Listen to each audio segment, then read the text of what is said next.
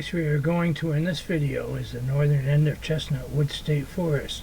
It is accessed through a narrow and very poor roadway, starting at latitude 43.016,449 north, 73.290,278 west. It runs through the private Popenick farm property. I took my vehicle a little way up the first time I came here, but parked along Chestnut Hill Road the second. On this 1853 Pearsall Smith map, the earliest we have, you can see the road in the upper right center, leading to a farm labeled W. Nelson.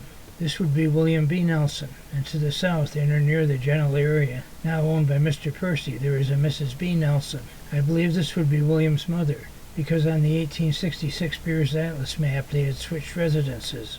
This land was part of the Grant and Campbell military pen. Lieutenants John Grant and Archibald Campbell sold it almost immediately after getting it to a land speculator named Buchanan, who divided it into lots and started selling them. Nelsons aren't found in local records until after the Revolution, so I doubt they were the original owners, but they are the oldest I have found record of. The William Nelson farm is what is called the log loading parking lot on the official map. We will be walking into it today, plus further north to a surprising find I made while scouting the country. Parking across Chestnut Hill Road from the entrance, I left the vehicle here and walked in with Lucy the dog, and packing my cameras and equipment.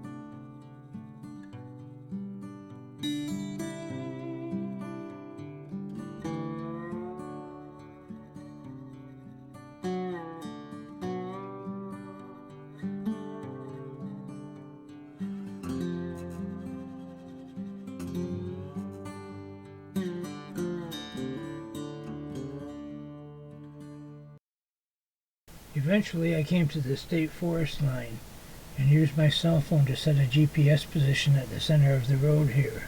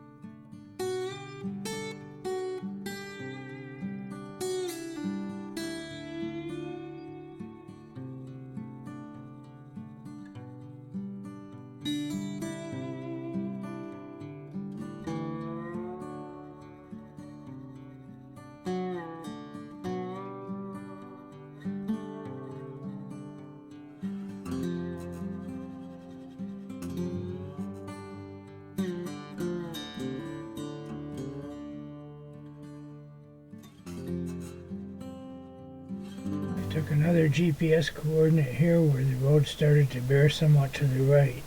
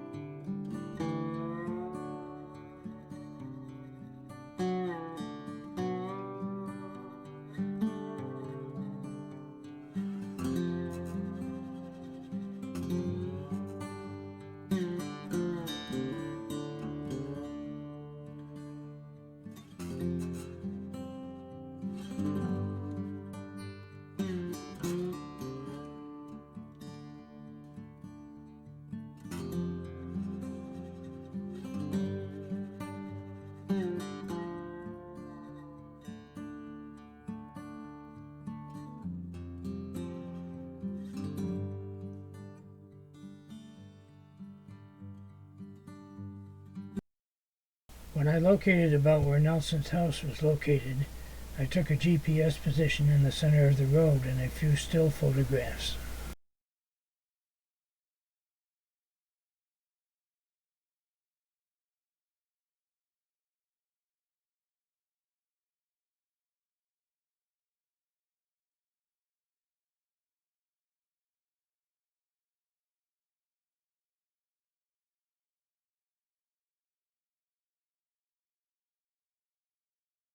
It looks like this might have been bulldozed somewhat to load logs, but it's where the house stood originally.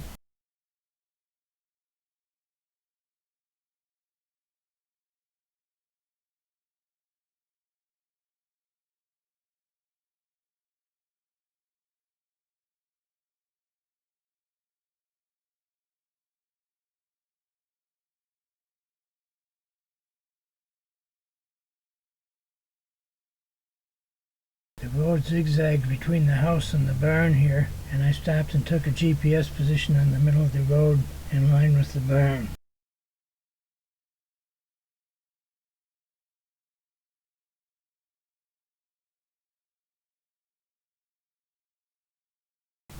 along with a couple of still photos of where the barn stood.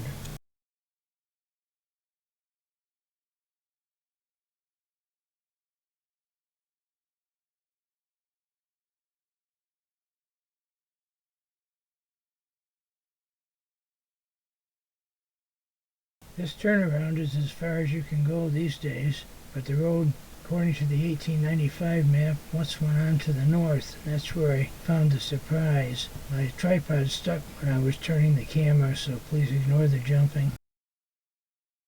This turnaround was very littered on my first trip. Someone came in and cleaned it up nicely. Great job, whoever you were. On this 1895 USGS topographical map, you can see that the road went north from the Nelson farm around the hill and into the next hollow or cove, where there was a somewhat larger building shown. On my scouting trip, I determined that this had been a water-powered mill, so let's walk up there and I will show you why. The road or trail beyond here is very rough, however, so it is slower going and I won't video the whole trip.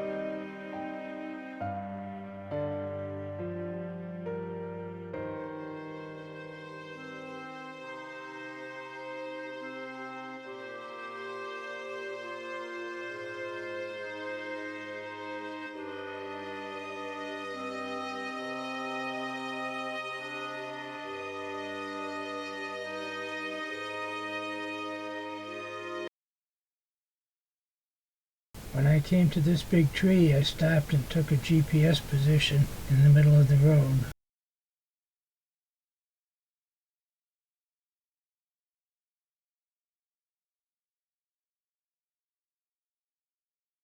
The road began to curve to the right a bit and go downhill about in this section.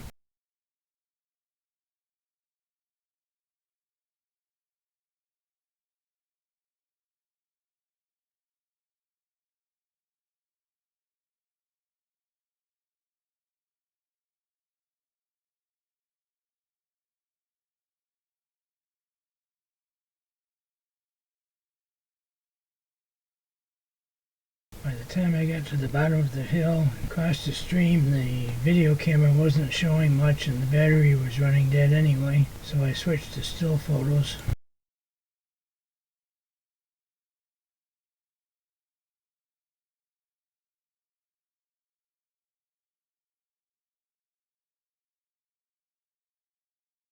Here you can see an old culvert on the left and the remains of a bridge in the stream where the road crossed the brook. This next photo is looking in the opposite direction upstream in the brook.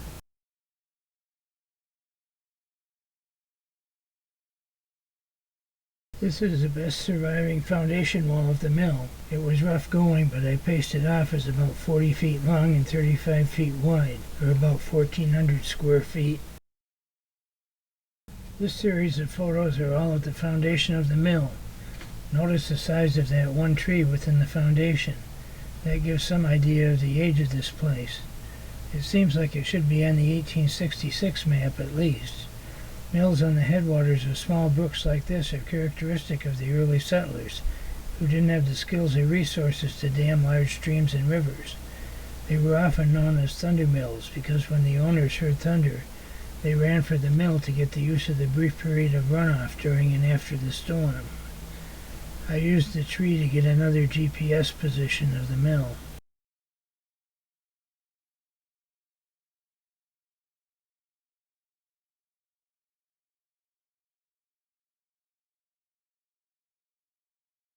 About 180 feet upstream, I found the remains of the dam. I took a GPS reading at the right end, which was the best surviving part of it.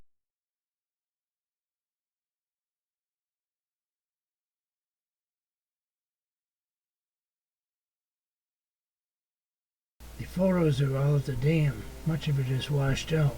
I have no idea who built or ran this operation, or whether it was a sawmill or a grist mill or some other kind of a mill. Many mills dot White Creek on the 1853 Pearsall map, but this one is not on it. Neither is the road north of the Nelson farm. Here at the mill, the road seems to fork into at least two branches, one going straight on past the building and one turning left to follow the stream. There are a few signs one rougher road may also have gone upstream to the right, but that is questionable. They may be later logging road. The area invites further exploration. Hopefully I will get back up here. March is the best time when the leaves aren't out yet, and last year's leaves have been compressed by the winter snow so that features on the ground stand out. Most historians concentrated on the locally well-known figures and events. I am finding it fun to try to learn who the hill farmers were, find their forgotten farms and learn a bit about them and where they came from and went to. In this case, I even stumbled across another William B. Nelson of the same time period, who worked for the North American Oil Company and was involved in a land deal to build an oil refinery in Fort Ann that produced lubricating oil for locomotives and heavy machinery. I would expect he was related, but as they have no Wilson or Nelson genealogy, I can't be sure. It's also irrelevant to White Creek history. Neither this William nor his mother seem to be buried in White Creek or the surrounding area, so I expect they eventually sold out and moved on. The farms eventually were abandoned, the state bought up many, and they were reforested. And finally, while some might think this was just a sheep or cattle barn with a pond for watering stock, farm barns and outbuildings did not show up on early topographical maps. The fact this is shown indicates it was a home or business, and you will see a number of houses on this map with no road shown to them. Evidently only public or town roads were shown, though such places would obviously have had private road access. That means that in 1895 there was a town road into this site. It might not have been a public road in 1866 or 1853, and that is why it is missing from the maps.